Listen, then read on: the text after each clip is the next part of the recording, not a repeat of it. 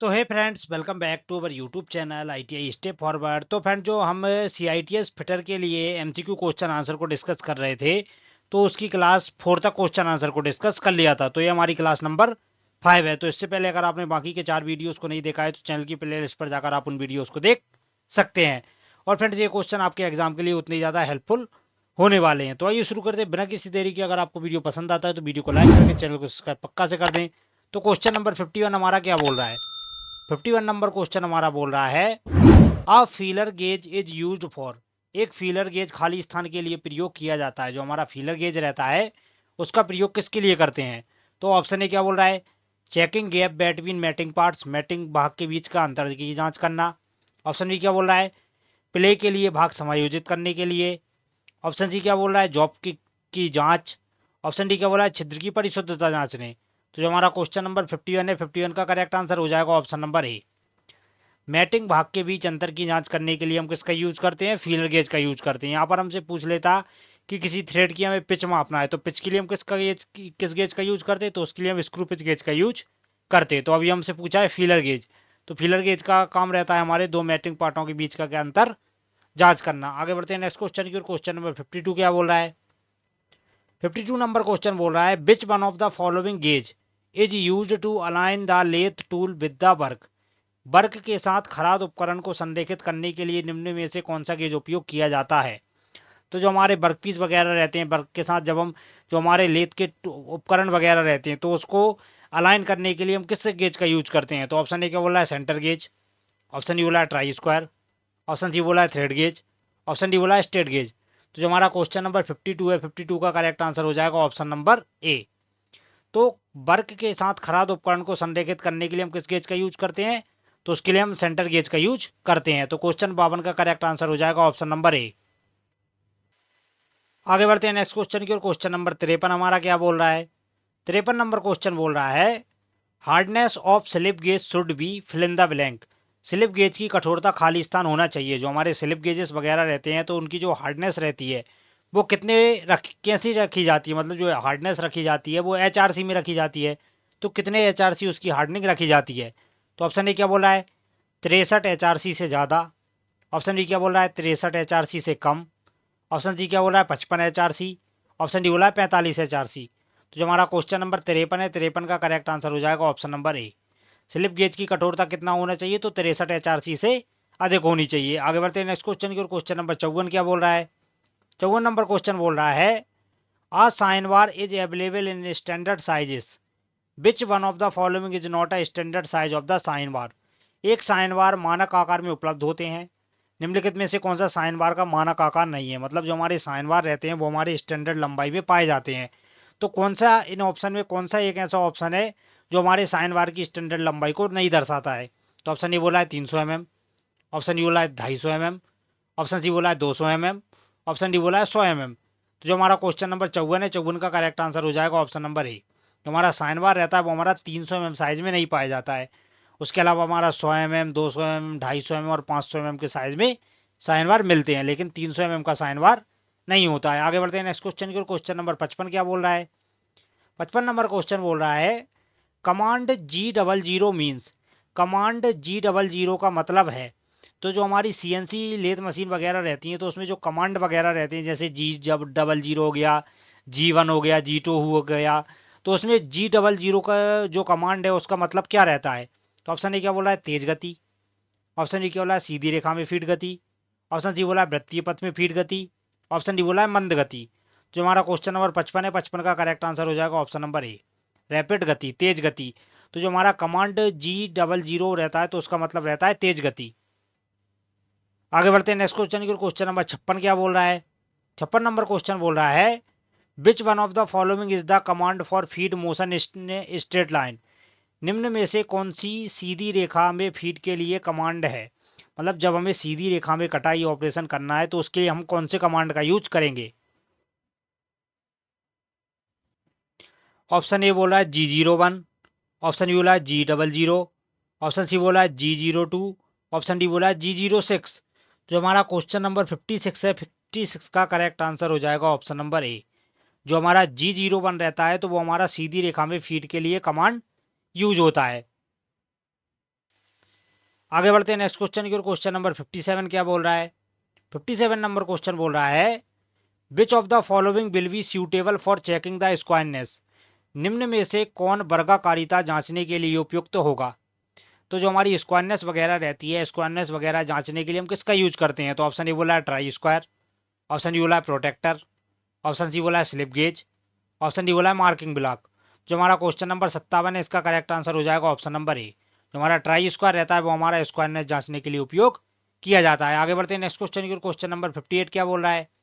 58 number question बोल रहा है the purpose of rough milling is. Rough milling का उद्देश्य है, जो हमारी रफ मिलिंग रहती है तो रफ मिलिंग का क्या उद्देश्य है?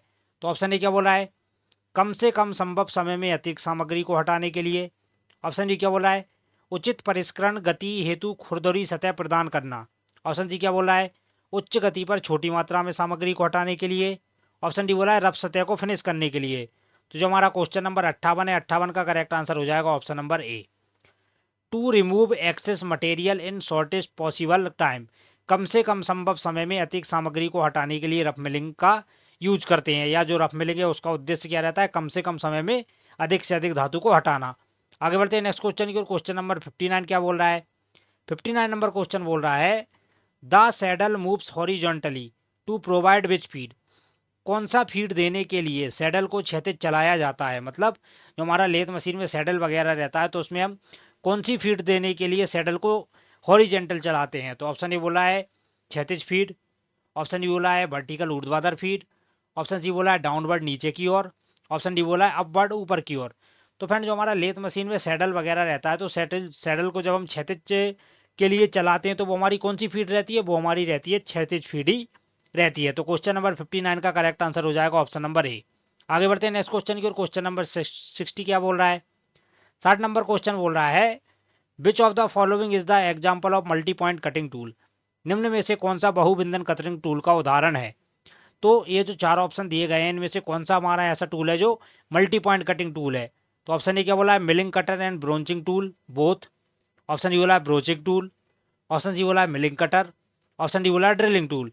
तो फ्रेंड जो हमारा क्वेश्चन नंबर 60 है, 60 का करेक्ट आंसर हो जाएगा option number A, milling cutter and broaching tool both. तो जो हमारे मिलिंग कटर हो गया है और ब्रोंचिंग टूल होगा ये दोनों ही हमारे मल्टी पॉइंट कटिंग टूल के अंतर्गत आते हैं। तो 60 का करेक्ट आंसर हो जाएगा ऑप्शन नंबर ए। 61 नंबर क्वेश्चन क्या बोल रहा है? 61 नंबर क्वेश्चन बोल रहा है which factor affects the size of cam. कौन सा कारक कैम के आकार को प्रभावित करता है? तो कौन सा हमारा कारक रहता है या फैक्टर रहता है जो हमारे कैम को प्रभावित करता है? तो ऑप्शन ए क्या बोला है? प्रेशर एंगल, ऑप्शन बी बोला है बेस सर्कल, ऑप्शन सी बोला है हवा आकार, ऑप्शन डी बोला है नन ऑफ दिस। जो हमारा क्वेश्चन नंबर 61 है, 61 का करेक्ट आंसर हमारा हो जाएगा ऑप्शन नंबर ए। तो जो हमारा कैम वगैरह रहता है तो कैम को कौन प्रभावित करता है? तो वो रहता है हमारा प्रेशर कोण। जो हमारा प्रेशर एंगल रहता है वो हमारे कैम के आकार को प्रभावित करता है। आगे बढ़ते हैं नेक्स्ट क्वेश्चन की ओर। क्वेश्चन नंबर 62 क्या बोल रहा है? 62 नंबर क्वेश्चन बोल रहा है profile of the cam on which the follower neither reciprocates nor oscillates. Cam की वह प्रोफाइल जिस पर फॉलोवर ना तो प्रत्यागामी होता है और ना ही दोलन करता है तो वो क्या कहलाता है? तो ऑप्शन ए बोला है डुएल, ऑप्शन डी बोला है पिच पॉइंट, ऑप्शन सी बोला है ट्रेस पॉइंट, ऑप्शन डी बोला है लिफ्ट। तो जो हमारा क्वेश्चन नंबर 62 है, 62 का करेक्ट आंसर हो जाएगा ऑप्शन नंबर ए। तो कैम की वह प्रोफाइल जिस पर फॉलोवर ना तो प्रत्यागामी करता है और ना ही दोलन करता है, मतलब ना ही वो आगे बढ़ता है और ना ही वो ऑसिलेट करता है, तो वो हमारा क्या कहलाता है? वो हमारा डुएल कहलाता है। आगे बढ़ते हैं नेक्स्ट क्वेश्चन की। क्वेश्चन नंबर 63 क्या बोल रहा है? 63 नंबर क्वेश्चन बोल रहा है which of the following table on this machine tool is circular and rotary. इस मशीन टूल पर निम्नलिखित टेबल पर वृत्ताकार और घूर्णक होती है। तो किस मशीन टूल पर निम्नलिखित टेबल और वृत्ताकार और घूर्णक रहती है? मतलब कौन सी हमारी मशीन है जिस पर हमारा मशीन टूल कैसा रोटरी और सर्कुलर मोशन दोनों करता है? तो ऑप्शन ए बोला है स्लॉटर, ऑप्शन डी बोला है प्लानर, ऑप्शन सी बोला है सेपर, ऑप्शन डी बोला है मिलिंग मशीन। तो जो हमारा क्वेश्चन नंबर 63 है, 63 का करेक्ट आंसर हो जाएगा ऑप्शन नंबर ए। हमारी स्लॉटर मशीन रहती है तो उस पर हमारा टेबल पर कैसी मोशन रहती है? तो उस पर हमारी सर्कुलर मोशन भी रहती है और रोटरी मोशन भी रहती है। आगे बढ़ते हैं नेक्स्ट क्वेश्चन की ओर। क्वेश्चन नंबर 64 क्या बोल रहा है? In ultrasonic machining the material is removed by. Ultrasonic machining में पदार्थ खाली स्थान द्वारा हटाया जाता है। जो हमारी अल्ट्रासोनिक मशीनिंग वगैरह रहती है तो उसमें पदार्थ को कैसे हटाया जाता है? तो ऑप्शन ए क्या बोल रहा है? एब्रेसिव एक्शन, ऑप्शन डी बोला है थर्मल ऊष्मीय गलन। ऑप्शन सी बोला है एनोडिक विघटन। ऑप्शन डी बोला है इलेक्ट्रोकेमिकल ऑक्सीडेशन। तो जो हमारा क्वेश्चन नंबर 64 है, 64 का करेक्ट आंसर हो जाएगा ऑप्शन नंबर ए। जो हमारी अल्ट्रासोनिक मशीनिंग में पदार्थ को कैसे हटाया जाता है, तो उसमें हमारे एब्रेसिव एक्शन के द्वारा हटाया जाता है। आगे बढ़ते हैं नेक्स्ट क्वेश्चन की ओर। क्वेश्चन नंबर 65 क्या बोल रहा है? नहीं नहीं, 65 नंबर क्वेश्चन को पढ़ लेते हैं। In EDM the temperature developed is of the order of. EDM machining में विकसित तापमान का क्रम होता है। जो हमारी ईडीएम मशीनिंग रहती है, तो उसमें जो हमारा विकसित ताप टेम्परेचर रहता है वो कितना रखा जाता है? तो ऑप्शन ए क्या बोला है 10,000 डिग्री सेंटीग्रेड। ऑप्शन डी बोला है 6,000 डिग्री सेंटीग्रेड। ऑप्शन सी बोला है 4,000 डिग्री सेंटीग्रेड। ऑप्शन डी बोला है 14,000 डिग्री सेंटीग्रेड। तो फ्रेंड जो हमारा क्वेश्चन नंबर 65 है, 65 का करेक्ट आंसर हो जाएगा ऑप्शन नंबर ए। जो हमारी ईडीएम मशीनिंग रहती है, तो उसमें जो विकसित तापमान का क्रम रहता है वो कितना रहता है? 10,000 डिग्री सेंटीग्रेड। आगे बढ़ते हैं नेक्स्ट क्वेश्चन की। क्वेश्चन नंबर 66 क्या बोल रहा है? 66 नंबर क्वेश्चन बोल रहा है be should apply fill in the blank on the burnt surface of the person. हमें किसी व्यक्ति की जली हुई चमड़ी पर खाली स्थान लगाना चाहिए। ऑप्शन ए क्या बोला है बहता पानी। ऑप्शन डी बोला है बर्फ। ऑप्शन सी बोला है दूध।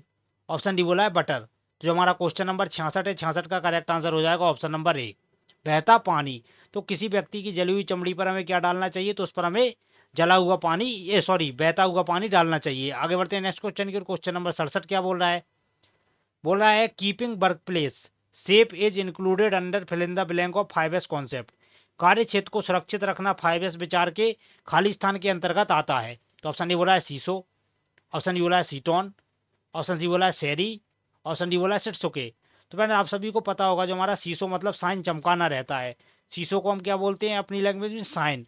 तो उसका कार्य रहता है कार्य क्षेत्र को सुरक्षित रखना ही, वो हमारे किस में आता है? सीसो के अंतर्गत आता है। आगे बढ़ते हैं नेक्स्ट क्वेश्चन की। क्वेश्चन नंबर 68 क्या बोल रहा है? 68 नंबर क्वेश्चन बोल रहा है fill in the blank is not an non cardiac cause of sudden cardiac arrest. पूर्ण हृदय रोग एक गैर हृदय कारण नहीं है। तो वो हमारा क्या रहता है? Coronary artery disease. जो हमारा परा हृदय ध्वनि रोग रहता है वो हमारे नॉन कार्डिक कॉज के अंतर्गत नहीं आता है। आगे बढ़ते हैं नेक्स्ट क्वेश्चन की। क्वेश्चन नंबर 69 क्या बोल रहा है? 69 नंबर क्वेश्चन बोल रहा है least count of metric micrometer है। जो हमारा मीट्रिक माइक्रोमीटर रहता है, तो मीट्रिक माइक्रोमीटर की अल्पतमांक कितनी रखी जाती है? तो वो रखी जाती है हमारी 0.01 mm। तो 69 का करेक्ट आंसर हो जाएगा ऑप्शन नंबर सी। आगे बढ़ते हैं नेक्स्ट क्वेश्चन की ओर, जो कि हमारी वीडियो का लास्ट क्वेश्चन है। क्वेश्चन नंबर 70 क्या बोल रहा है? बोला file is use to file both curved and flat surfaces. रेतीय, वक्री एवं समतल दोनों सतहों को रेतने के काम में आती है। मतलब कौन सी हमारी फाइल रहती है जो हमारी वक्री और समतल दोनों सतहों को रेतने के काम में आती है? तो वो जो आएगी हमारी हाफ राउंड फाइल। तो फ्रेंड ये थे हमारी वीडियो के 20 क्वेश्चन। अगर आपको वीडियो पसंद आया हो तो वीडियो को लाइक करके चैनल को सब्सक्राइब पक्का से कर दें।